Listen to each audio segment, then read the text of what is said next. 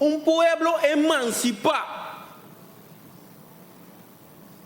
Então, um pueblo camina não tem metimento em sua decisão, hora de uma rumbo e futuro que o pueblo está escolhe baseado em um sistema democrático, pebai.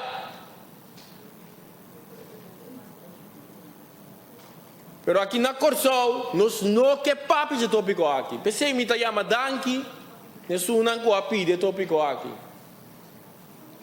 Então nós temos opitaria mais sobre isso, senhor presidente. O senhor presidente, a mim que sabe, a mim que compreender. Toda pergunta está de como se faz tanto esforço em papi a meu idioma, hasta arriba meu país. Emancipação.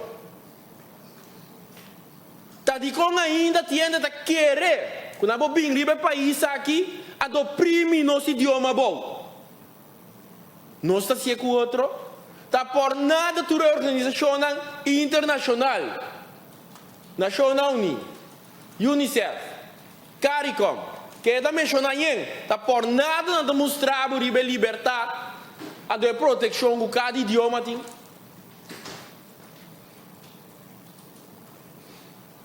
Senhor presidente,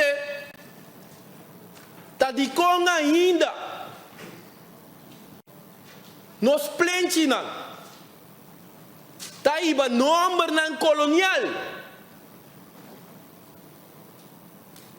Wilhelmina Plein, Juliana Breu, Emma Breu. Senhor presidente, está de com ainda de 2023.